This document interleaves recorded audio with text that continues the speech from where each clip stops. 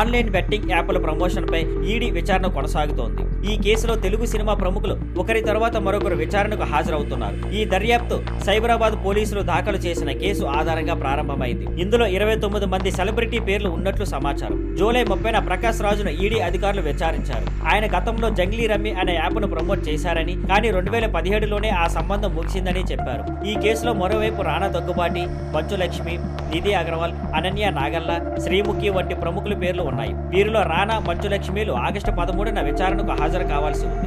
ED ప్రస్తుతం ధన లావాదేవీలు, డిజిటల్ ఆధారాలు ఆధారంగా విచారిస్తోంది. భారత్ న్యాయ సంహిత, తెలంగాణ గేమింగ్ యాక్ట్, ఐటీ చట్టం వంటి అనేక చట్టాల కింద ఇది జరుగుతోంది. విజయ్ దేవరకొండ స్పందన.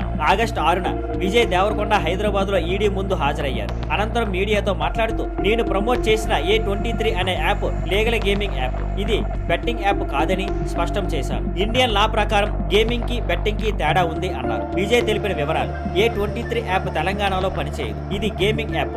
రిజిస్ట్రేషన్, ట్యాక్స్, GST వంటి అన్ని లీగల్ ప్రమాణాలను పాటిస్తోంది. తాను ఎప్పుడూ లీగల్ గా అనుమతించబడిన ప్లాట్ఫామ్స్ నే ప్రమోట్ చేశానన్నారు. తన పక్షాన అందరూ డాక్యుమెంట్స్ ఈడీకి సమర్పించానని తెలిపారు. ఇది ఎందుకు కీలకం? ఈ విచారణ ఫలితాలు భవిష్యత్తులో సెలబ్రిటీల ప్రమోషన్లపై నిబంధనలు ఎలా ఉండాలో నిర్ణయించవచ్చు. గేమింగ్ యాప్లు భారత్ లో కొన్ని రాష్ట్రాల్లో లీగల్ అయినప్పటికీ బెట్టింగ్ కి, స్కిల్ బెస్ట్ గేమింగ్ కి మధ్య గల లైన్ క్లియర్ కాదు. దీనిపై దేశవ్యాప్తంగా చర్చ అవసరమైందని నిపుణులు భావిస్తున్నారు.